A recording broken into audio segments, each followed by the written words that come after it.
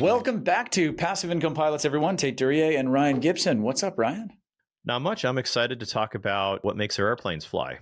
Yeah, exactly. We're going to talk about that fossil fuel on the ground. That's right. We're going to talk about dinosaurs. Yeah. Oil and gas is a very interesting investment play. It's something I've been interested for a very long time, and something I've been spending the last few years working very hard to understand better. Mark Fleming today is coming on as our oil and gas expert. He's actually our oil and gas advisor at Turbine Capital. We brought him on in Q2 of this year to help guide our decisions within the oil and gas space and to help us craft our fund that we're currently putting together. But Mark has over 20 years of experience in the oil and gas industry. He started out as a petroleum engineer, has worked for Chevron, Hess, EOG, as well as advised multiple banks in terms of lending within the energy space. So absolute wealth of knowledge. We're excited to have him on today. Yeah. And you know what? What's really interesting, I think, is just the opportunities that are out there. You know, you can obviously invest in publicly traded energy companies and participate that way. Well, you can do that in real estate too through publicly traded REITs. But what other opportunities are there? How can you actually participate in the drilling of wells, the operations of wells, the mineral rights in the ground, maybe some infrastructure things? And that's what we're going to talk about today, and really how it benefits you, right? As airline pilots, we're making more than we've ever made before. And that means that we have a tax problem. And so we talk a lot about the show. We've talked a lot about all these episodes about how you can mitigate tax risk through short-term rental loophole, through depreciation from real estate. But there's also a ton of tax benefits that you can fully take advantage of in this space. Now, before we get into the show, just as a disclaimer, I want to make sure that everybody understands we're not providing any tax, legal, or investment advice, offering a security. This is just a friendly conversation so that you have a better understanding of what's out there. But this is not comprehensive of complete due diligence. So please do your own and be careful when investing in this space. But very excited to have a conversation with Tait and Mark. You know, we've talked a lot about real estate on this show. I know we've turned on a lot of light bulbs when it comes to realizing what else is out there, but beyond stocks, bonds, mutual funds. And a lot of people who have listened to the show have realized, like, wow, there's all these private, real estate deals you can invest in.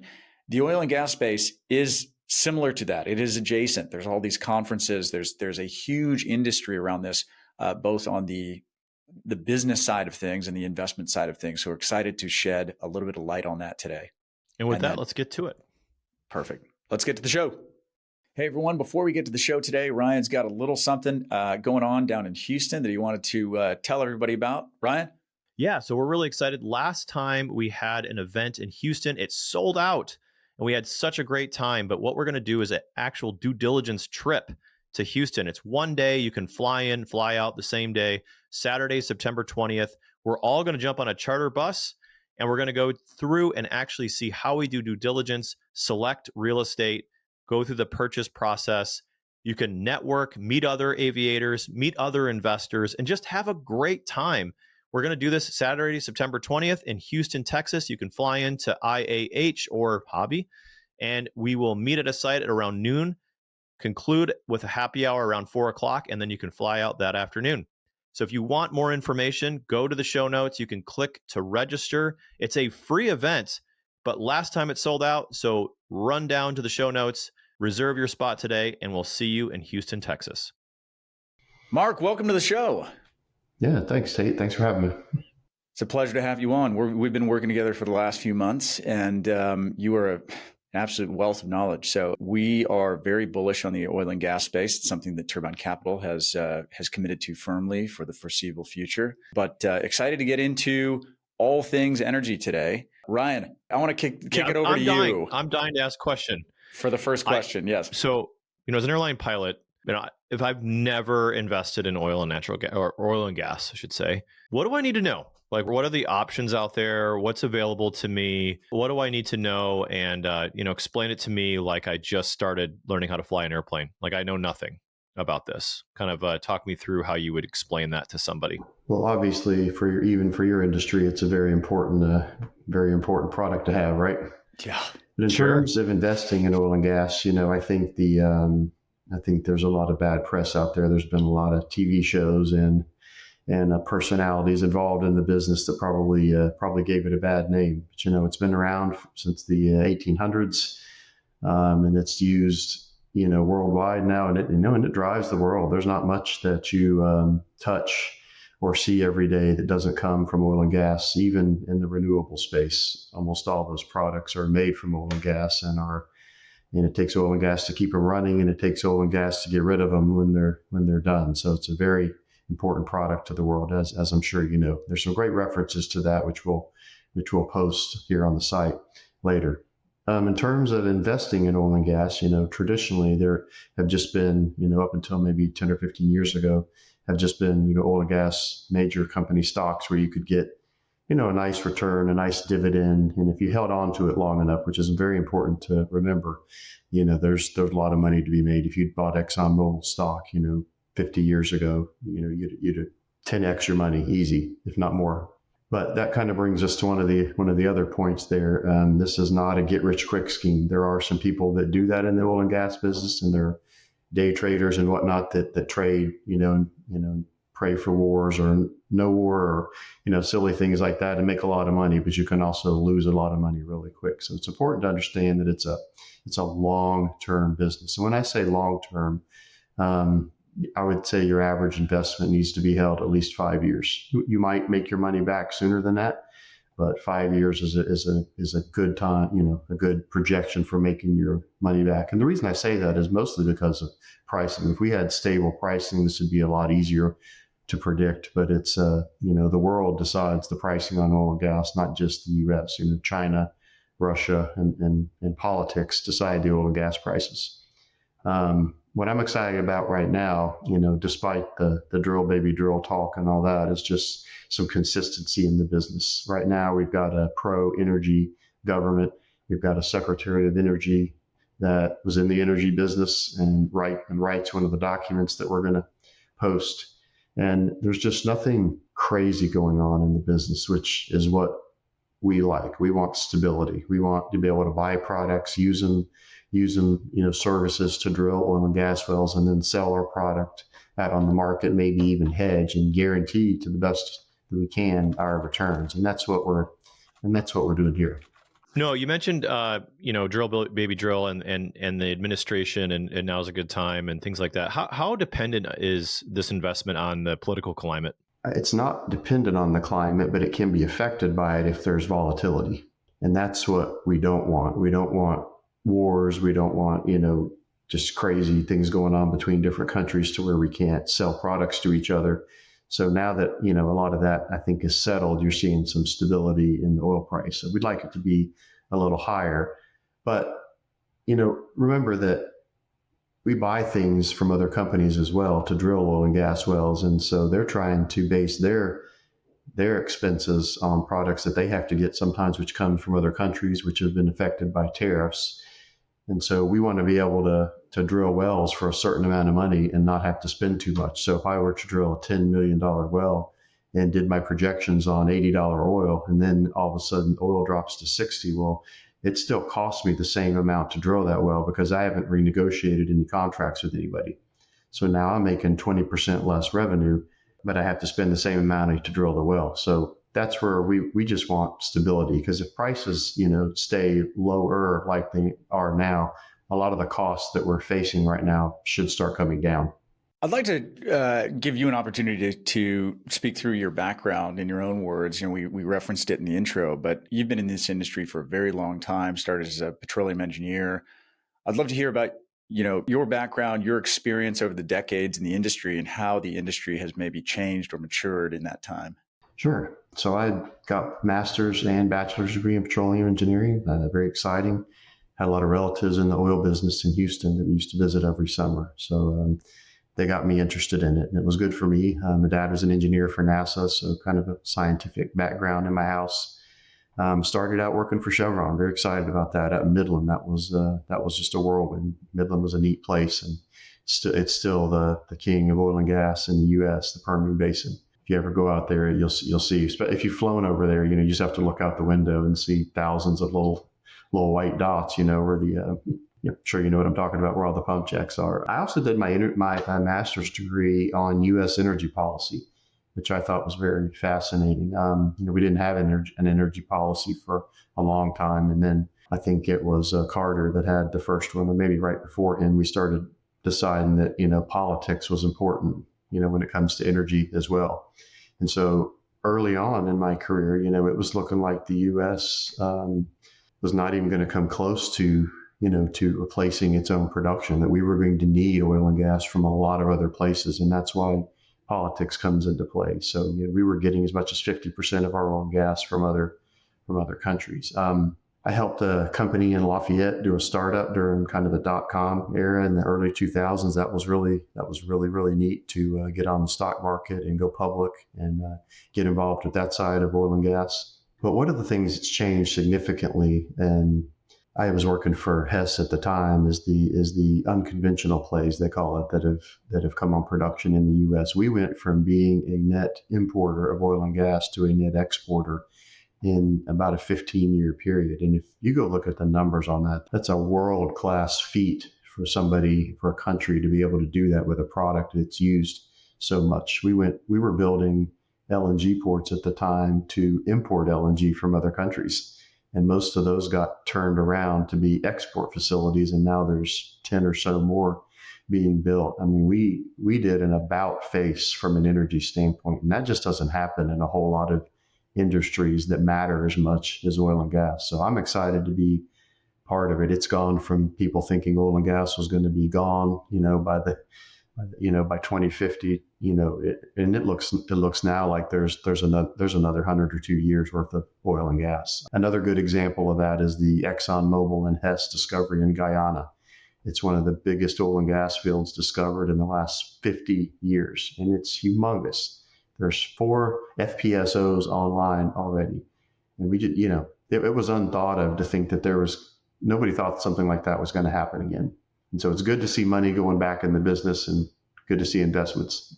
Yeah. So speaking of that, my understanding is a lot of this new found oil supply has come from technology changes in the last 10 or 20 years. Could you kind of speak to what those technological advances were and maybe how it relates to participating and maybe investing in some of that infrastructure capability that we have? Sure. So one of the things that changed significantly was the amount of time it takes to drill a well.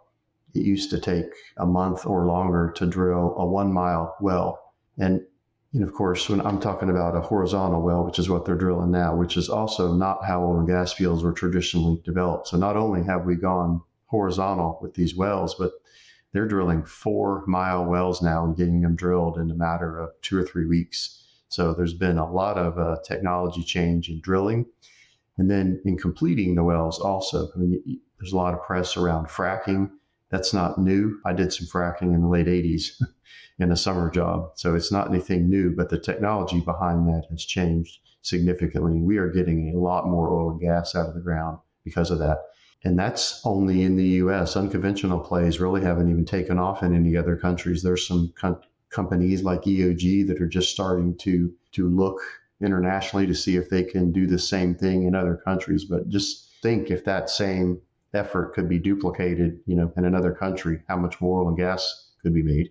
I do want to be sensitive to, the environmental concerns and sort of address the elephant in the room there. I've said on the show before that I'm a little bit of a tree hugger at heart, but I'm also an investor and a realist in the fact that, when you look at global energy consumption, we're still 83% fossil fuel based. After trillions of dollars pouring into the green energy space, we've gotten 17% green. And as you mentioned before, it takes oil and gas to build a windmill. It takes petroleum products to build the composites and the plastics and to lubricate the parts. And so it's very difficult to get away from that. I'm excited to see what technology develops around carbon capture and ways that we can mitigate. But, the reality is, a 7.4 or a 7.3 isn't going to be powered by hydrogen or electrics anytime in the near future. And so when we are looking at this space, we've seen a large drawdown in institutional funding because of environmental social governance, because of political pressures over the last decade. And so we just see this as an interesting time to say the least, to be investing in the space. So, the idea here is just purely education, understanding. I think it's funny to me that, before I really started going down the rabbit hole and understanding this space as an industry and also as an investment, the fact that it gets this bad rap, yet people sit on an airplane that burns, tens of thousands of pounds of fuel going from point A to point B, and they go to the gas station without really thinking about it. It's almost like, people that say, look down on hunting, yet they'll go to the store and buy meat products. So I think that there's a reality that needs to be addressed. And in any case, it's a fascinating space. So when you start peeling back the onion and demystifying it, it's a pretty amazing industry, and something that touches, as we said earlier, something that touches everything. Agreed. And what we can do as an oil and gas business is we can't solve all those problems, but we can at least produce our product in a cleaner manner. And so that's something that's gotten a lot of attention. Everybody's got an ESG group in their company now, and they're paying, a lot more attention to that. But on that note, also, natural gas is so much cleaner than oil and coal. And so if we have to use one of those going forward, natural gas is my vote for the clean energy of the future, maybe along with nuclear, but that takes a different effort to get that up and running. Well, and we were at a energy conference in Fort Worth earlier this year called SuperDoug, and one of the big macroeconomic trends right now is AI, and the massive energy that is needed to power the AI boom. And the conversation around that conference was natural gas is going to be the capacitor. It's going to be the energy source that gets us that bridges the gap, essentially. And the reason why natural gas is so clean is because there's 5 hydrogen atoms and 1 carbon atom. And so it's mostly hydrogen and much less carbon. But in any case, let's talk about what happens when you drill a well. You get oftentimes a mix of both, right? So there are oil fields. There are, I call them plays that are different in the different parts of the U.S. and around the world, and each one of them is known for either being an oil or a gas play. And what that means is that's the predominant fluid that comes out, of the well. So in an oil play, the oil can be very light, sometimes called sweet, or it also can be very heavy and takes a lot of processing. Cost a lot more to get turned into a commercial product. Along with that oil, though, gas comes along the way. And so gas does get produced with all oil wells. Now, on the flip side of that, there are natural gas fields and natural gas reservoirs, such as the Haynesville, which is in a great place. It's in North Louisiana. It's very close to several LNG facilities. And there's a lot of activity there, and there's a lot of companies buying assets in there to supply their LNG plants, even from different countries. Right. And so that is, clean gas for the most part, and liquids come out of it as well, but it's usually very light, very thin, probably something you could burn in an airplane or a race car. Right. And so that's what comes. A lot of times it's a mixture of the two. So just kind of boiling down to like sort of how an investor, you mentioned stocks and participating in the publicly traded opportunities. But my understanding is that there's really kind of 3 ways that you can invest potentially into one of these privately, right? Because our listeners of our show really kind of look for ways that they can kind of diversify outside of the stock market. You can buy a real estate investment trust in the stock market. You can buy sort of pieces of that, but then you can also, do what a lot of us do, which is invest directly into real estate. Similar to that, you can invest in private funds. And my understanding is there's things like a working interest where you can invest directly in a drilling project. There is a royalty interest, or like mineral rights, where you can kind of buy the minerals under the soil. And then the last one was kind of like infrastructure investing, where you're kind of building out the pipeline. And those are a little bit more rare to find. And then different kind of vehicles, right? Where maybe you could be like in an LP fund that's doing a little bit of all these things, or maybe there's a aggregate of wells. But can you kind of speak to like sort of those different things, maybe some pros and cons of each, and kind of give investors like a kind of an idea of what goes on out there, and kind of get into that Sure.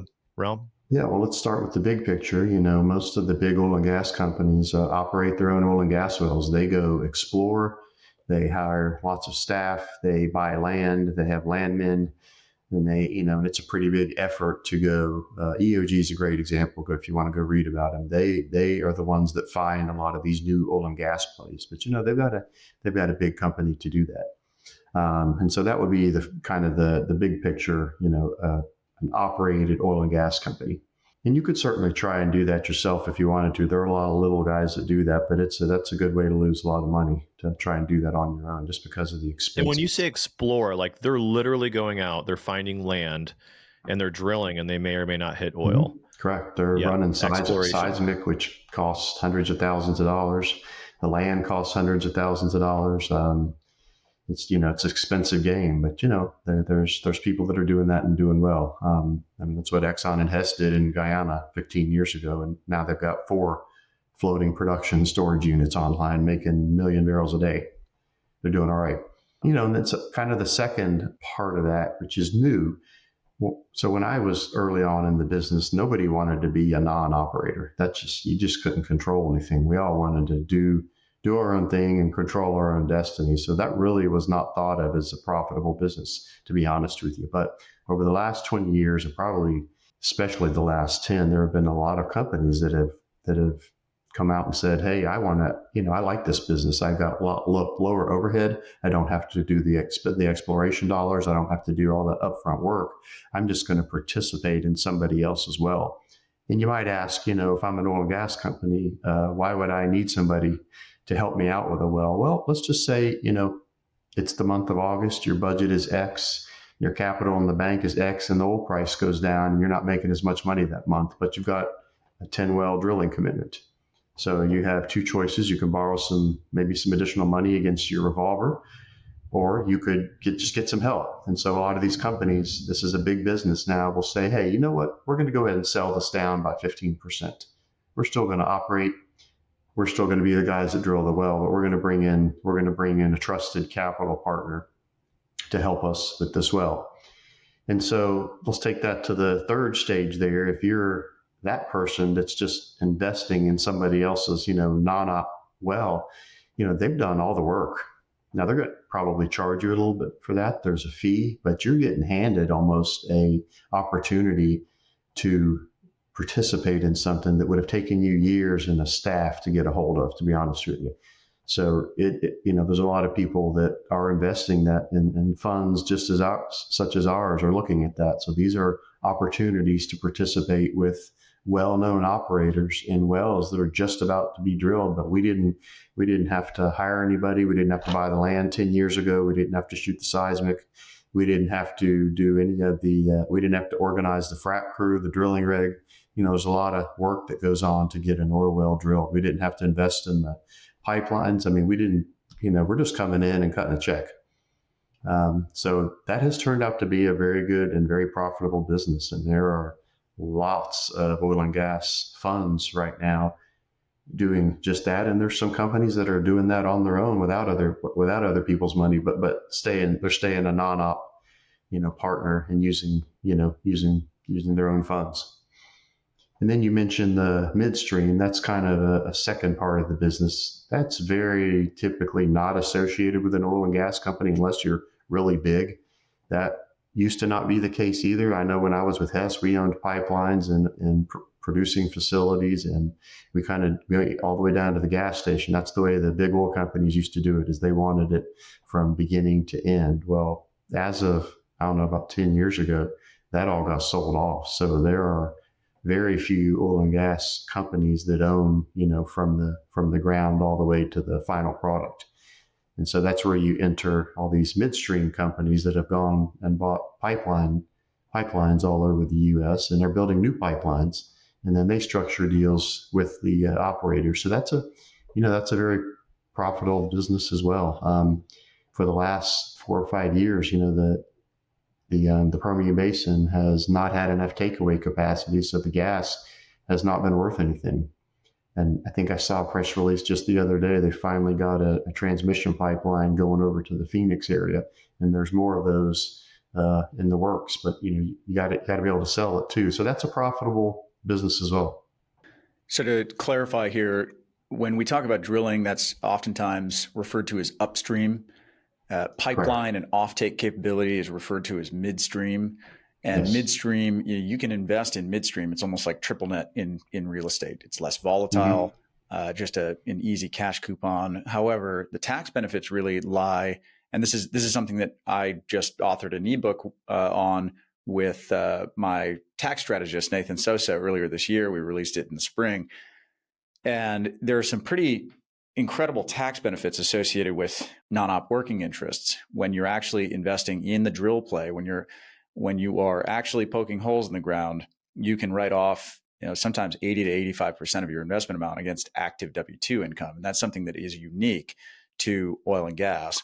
I'd like to unpack why those tax benefits exist from your words, Mark. When we were having dinner in Houston, we were talking about these rules being written back when the industry was a bit more risky, and not to discount the risks, because this is not buying a stabilized self-storage portfolio. This is not buying an existing multifamily building that's 90 or 95% occupied. This is something that entails definitely more risk than a typical real estate deal, but it's got a much different risk profile today than it maybe did 30 years ago, 40 years ago when these rules were written. Do you want to speak to that at all? Sure. So back when these rules were written is the time I was talking about, when it was looking like we were going to be a net importer of oil, forever. And so we were trying to encourage additional oil and gas drilling. And that was one way to do it, was to give tax credits for drilling the wells. So, it's good policy.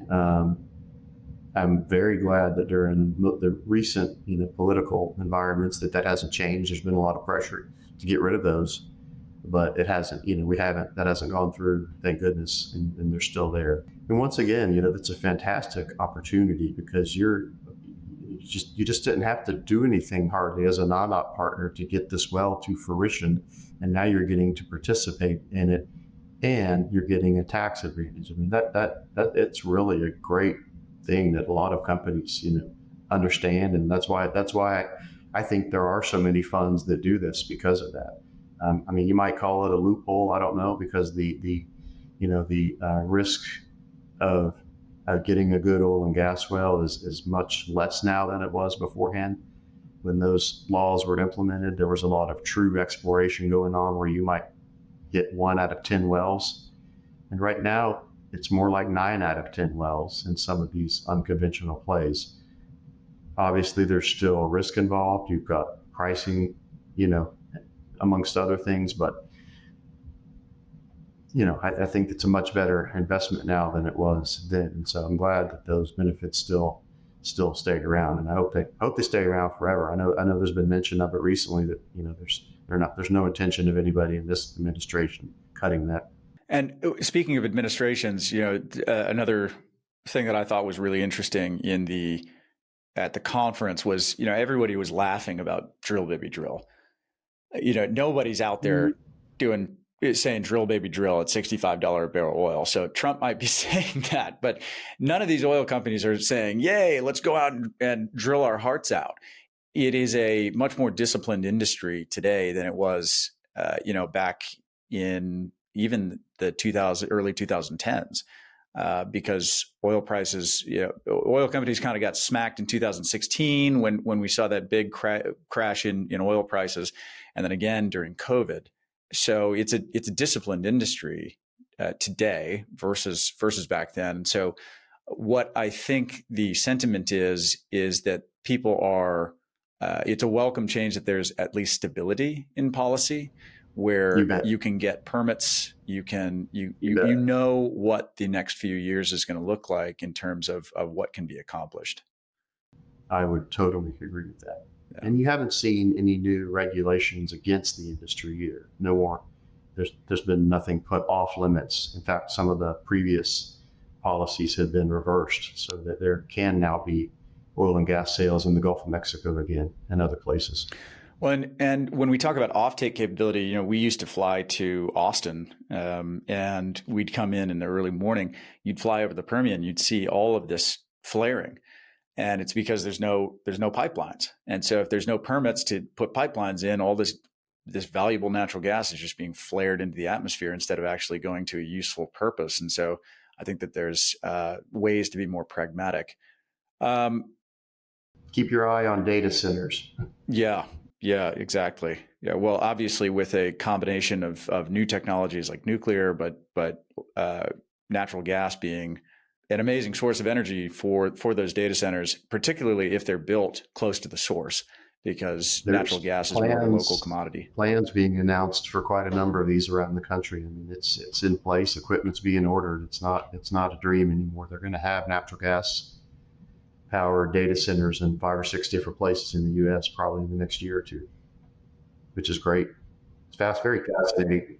I think we've done a good job laying out sort of the opportunity. We have a ton of demand and need, and probably a better framework to work within. Great technology, an abundant resource here, and really, it's gotten, like you said, Mark, it's gotten a bit safer. It's still, as Tait alluded to, it's not risk free. This isn't the least the safest thing to do, but it's gotten a lot more advanced, right? Which you said, like maybe out of hitting 1 out of 10, maybe you're hitting 9 out of 10. So what are the risks though? Because I kind of feel like, and really I feel like the risks are, it always kind of boils down to partnering with the wrong person. Absolutely. Right. So, you can have a great opportunity and get the wrong person that sort of hides behind it, and you get into the wrong deal. So kind of how do you sort of due diligence on sort of an operator or an opportunity to make sure that it's legitimate and and that you can trust passively investing with this person? Well, first of all, the oil business is not a secretive business. Everybody knows everybody. You can read everybody's financial statements. There's 9 or 10 conferences a year. If you're alive, you're paying attention to what other people are doing. So it's kind of hard for somebody to hide what they're doing, and it's also hard for someone to get away with being a really good company and not knowing what they do. People follow EOG all the time and go hire, the guys that completed their well so that they can find out how to complete their own wells. So it's a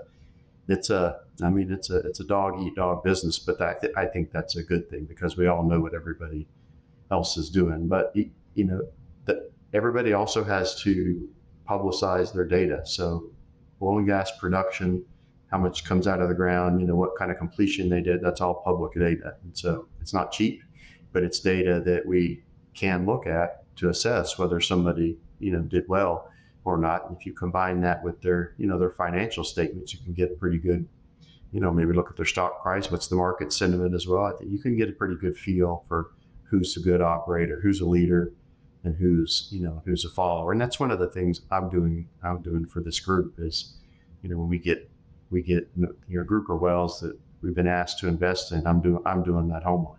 How does this company look? Who did they buy the assets from? What did the previous company look like? Is there anybody around them that's doing better? Or is there are most people doing worse? And then I'm going to go back and, kind of gut check that with some prior performance from some other projects maybe that they were involved in. So, you got to do your due diligence on each of these companies and the areas that they're invested in. Yeah, makes sense. What's the best way to lose money in oil and gas? To just maybe invest in one well, especially an exploration well. That's what's gotten the industry a bad name is, going back to the Dallas show and all that kind of stuff. People just thought that was oil and gas where you drill one well, and it either works, makes you a billionaire, or it doesn't. And that is kind of how it used to be honest with you. But it's not that way anymore. And the best way to make money is to invest in a group of oil and gas wells and not just 1 or 2 or 3. What would be kind of your top 3 criteria? If you're looking at an opportunity, what are you saying, hey, this meets my mark, this meets my, for example, like in storage, I might think about a location that has dense population, unmet demand, well located on a main road, and well occupied market. What would be your talking points on saying, oh, this is a good deal because of these things? So for me, it would be a good basin. I use the Haynesville as an example. This is in North Louisiana. It's got a lot of oil and gas there, mostly natural gas. It's clean, and it's in the vicinity of pipelines that come down to the Gulf Coast and feed LNG facilities. So you get good money for your product. So good reservoir and good takeaway capacity. Those have to go together. I mean, an example of where that doesn't work very well is Permian Basin gas. You can't sell it. Right. Right. And so that's problem is going to be solved, but that wouldn't be the highest on my list. Then right behind that though is the operator that you're dealing with. Like I mentioned earlier, they do learn from each other, and so I think eventually everybody figures out how to do things the best. But you might as well get in there with the guys that are doing it right the first time and making far less mistakes.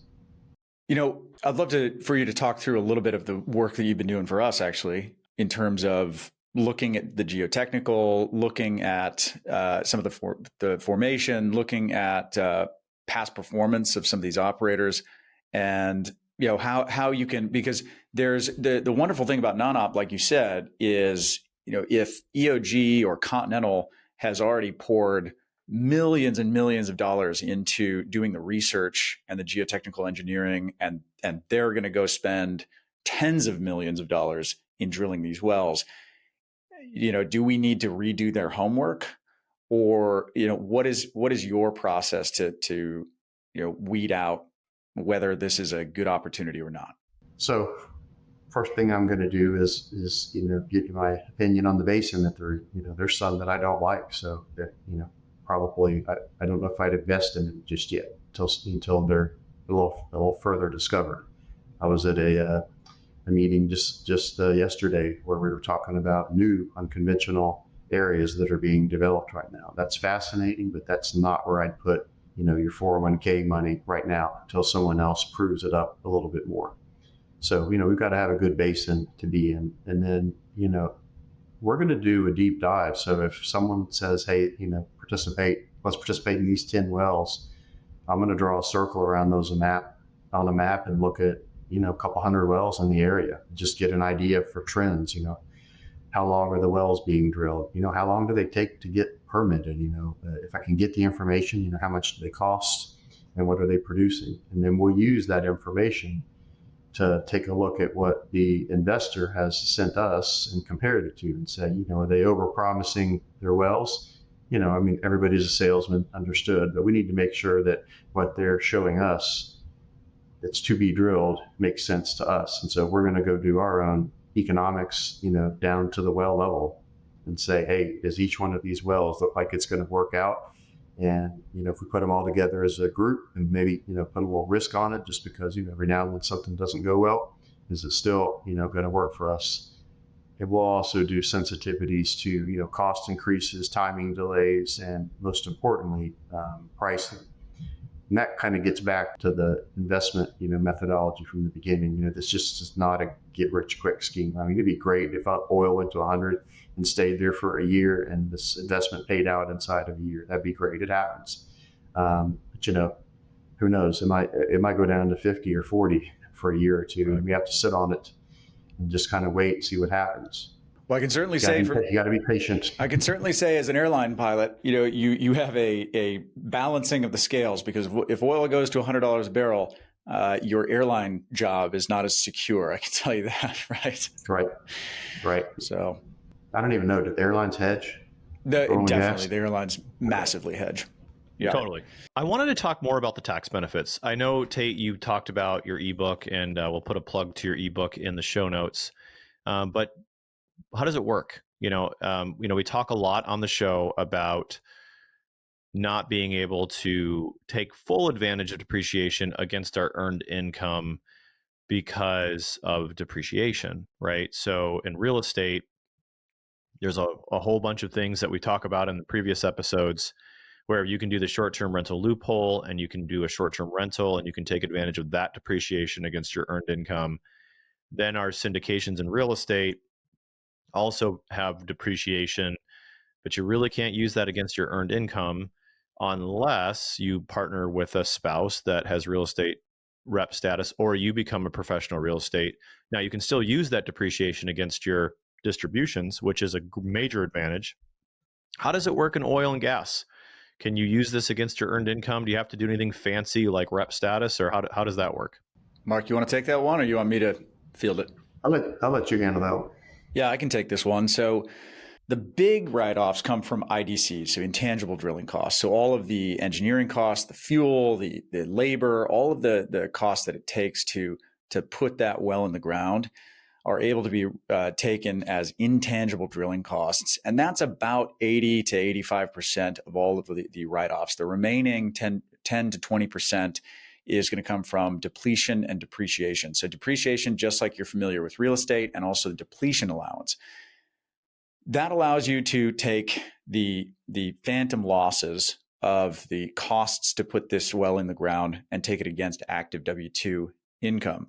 Now, the key is that you have to be a general partner in the year that the wells are drilled. So this is the downside, is in real estate, if you put $50,000 into a deal and you're a limited partner, if someone slips, trips, dies on the property, you are limited to that 50,000. That 50,000 is all that you can lose because you are the limited partner. And this is why we say that investors are welcome to invest via their personal name into a syndication deal, is because there's no liability associated with that asset to you. That is not a liability generating investment. Now, an oil and gas deal, technically, in order to write this off against your W-2 income, you have to come in as a GP in the current year, and you have to have unlimited liability in the deal in order to unlock these tax benefits. So we talk about this thoroughly in this ebook, but the reality is it's not as big of a deal as you might think. These projects have massive insurance policies that protect you from some sort of environmental disaster, but you have to be comfortable with that risk, knowing that if there was some disaster, you would be on the hook for potentially more than you put into the deal. So we'll have a lot more information on the offering that we have forthcoming around this topic, but that's one of the key differentiators. What we'll do is we'll bring everybody in as a general partner in 2025, and then on January 1st of 2026, everybody flips to a limited partner. So you take on this liability for about a quarter, and then you flip to an LP. But that's kind of how the tax benefits work. There are also some tax benefits in terms of when the money starts coming back to you the following year. There's some tax advantages there as well, but it's in the show notes. Highly recommend giving it a read. You don't need to give us your email or anything to download it. It'll just link right out to a Google Doc. You can check it out. That's awesome. Just yet another way to save money. Can I use my self-directed IRA to invest in this? You absolutely can. However, you lose the tax benefit. So I would not any tax, legal, or investment advice, right? But I'd much rather see you invest in a self-storage deal with Ryan or a multifamily deal over here, or something else with your self-directed IRA, because there's some really powerful tax benefits with the oil and gas. It just makes a whole heck of a lot more sense to use cash. So when I think about risk and portfolio allocation, I tend to think of the 10, 30, 30, 30 allocation strategy, where 10% of my net worth is always going to be in cash and cash equivalents. It's liquid, it's emergency fund. The next 30% of my portfolio would be in things that are like managed money, like stocks, bonds, mutual funds, traditional investments that are highly liquid, meaning I can push a button and I can get that back. Then the next 30% would be in things like real estate, things that I control, that I can create liquidity, but it might take me a few months to do it. And then lastly, things like syndications and private placements. Where is this on the sort of, if I'm a brand new pilot and I've got my first 50 grand, or I'm a senior captain and I've maxed out my stock, portfolio investing my 401k the last, 2 decades. And, kind of where on the spectrum am I thinking about how this fits into my portfolio from terms of like risk and allocation? Great question. I can field this. It's definitely more on the advanced side. I think that you definitely don't want this to be your first $50,000 to be in an oil and gas deal. There are two levers, and Mark, you can speak to this, but there are two big levers that will affect returns in oil and gas that we have absolutely no control over. One is pricing.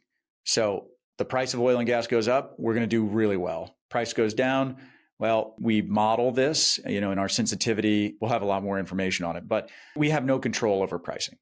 We also have no control over production. And, we get a pretty good idea of how these assets are going to perform. But at the end of the day, until the wells are drilled and brought online, Mark, do you want to speak to that? And then I can speak more to the structure of your portfolio. Sure. So I was talking earlier that, when they tell us where they're going to drill the wells, we're going to look at offset wells. Sometimes maybe this operator hasn't drilled yet, so we've got to base it on what some other people have done. In this case, the operator has drilled a few wells, but they're only barely coming on production. So we're still in the assessment phase. And I think we have 50 or so wells in our model that we use to build this model. So I think we're in a good spot. But we'll go back every month though and look at them and make sure they're online with what we were thinking. But yeah, we're gonna continually update our model as we go along and as we get into new basins. And the more of these you do, the better it is. The more data you get and the more history you get with other operators. And to that extent as well, it might be possible in the future to hedge a little bit also if we get a bigger portfolio to prevent, some downside, and kind of at least guarantee a certain amount of income. That's not going to be too easy to do with a 10 well portfolio, but if you were to get a couple of 100 well portfolio built up, then that's a very distinct possibility. Well, and we're planning for 2025, we'll have 50 to 75 wells in this portfolio. But so, Ryan, to answer your question, it definitely falls in that 30% of illiquid syndications. However, what I love about this space, and I've been a real estate guy for a very long time, what I love about this space is the velocity of money. And when you invest in a real estate deal, typically you put 100K in, 50K in, whatever it is, and then you're waiting for 5 years, 6 years, sometimes even longer for that to mature. And you're getting some small amounts of cash flow along the way, but it's not changing your life. And you have a lot of money tied up in these deals, and you're waiting for all of them to finally mature years down the road. Oil and gas works differently, where there's heavy cash flow up front, and you actually have a depreciating asset, truly depreciating, meaning it's actually worth less year after year after year. So that well is most valuable when it's first drilled. You get this big wave of cash flow up front, and then it slowly declines over time. And then if you were to hold it, there are some wells that produce for 40, 50, sometimes even longer years. But they depreciate in value over time until they're worth nothing at the very end of their lifespan. But what that does is it's the opposite cash flow of real estate, where you have this upfront, and it really helps you get that avalanche of that snowball going in terms of having money deployed, money coming back in, money reinvesting. So I appreciate the fact that it is faster to return capital than real estate. And I think it balances real estate very nicely. That's great. So Tait, can you kind of speak to what investments you're targeting? We talked about the three, right? The minerals, the drilling, the infrastructure. What are you guys looking at? Are you guys looking into mineral right plays or drilling or exploration? Like, kind of where do you guys fit into that? I'll pass this over to Mark, but before I do, I'll say that we've done 2 oil and gas deals so far, but they've been focused on PDP, which is proved developed producing assets, where we've bought existing assets. So you can think of a multifamily, right, or the Houston storage. It's already built, it's already online, it's already got tenants in it. Essentially, the well's already been drilled and it's already throwing off a cash flow stream. We're just buying an existing asset. The issue with that is there's no tax benefits. Mineral rights are fantastic as well, no tax benefits. But we brought Mark on earlier this year to help us do the due diligence, ask the right questions, and guide our decision making in terms of the fund that we're currently putting together. So Mark, I'll pitch it over to you and talk more about what the exact strategy is for this fund. Sure. So I don't think we're going to participate in exploration with this fund. That might be something the Skunk Works division can do, but for this fund, it's going to be something that you'd put your grandma's money in, savings account in. And so they're going to be, and I don't think we're going to invest in minerals either, because we've been touting the tax benefits, as a part of this fund. So I think we're going to stick in the non-op space for a while. There'll be small interests, and with the amount of money that we're looking to spend, they kind of need to be small interests at the time so that we can get in enough wells to mitigate the risk. And so further on down the line, we may be able to increase that. I don't know. But my personal interest would be to get in as many wells as we can in several different basins and get a good database built to where we have our own direct comparisons for investments. So if someone comes to us, I'd like to be in 4 or 5 of these different basins, and then we can do our comparison. And hey, that well doesn't look like it's going to be as good as the one we're already a part of, or hey, that looks like it's going to be better. And so we'll have our own, internal knowledge then, I guess you could say, for comparison. Well, I appreciate your acumen in the space. Mark, before we break, we want to be respectful of your time, of course. You mentioned a few resources ahead of the show that we wanted to share with people, and we'll link to these in the show notes, but Bettering Human Lives by Chris Wright and The Prize by Daniel Urin. Do you want to talk through those? So the Prize, probably one of the best books I've ever read, actually won the Pulitzer Prize, which is kind of odd for an oil and gas book that most people think that's boring, but it's a really, has good pictures in it too. But it's a really good book that just takes you back to the beginning of oil and gas. And I would say doesn't lean any specific political way or towards any different country. It is just a history of how it started and kind of not now, it's a 20-year-old book, but it almost kind of doesn't matter when you read it. It talks about the Middle East and how that came about and how politics have a lot to do with oil and gas. Fantastic book. And then, of course, we're blessed right now to have our current Secretary of Energy, Chris Wright, have come from the energy industry. His company has kind of gone way above the call of duty, I'll say, and started putting together documentation kind of for everybody in the world to understand how this business works and how it affects, poverty and what products, are the oil and gas, how are they used, how, where are we headed from an environmental standpoint? What are the different forms of energy?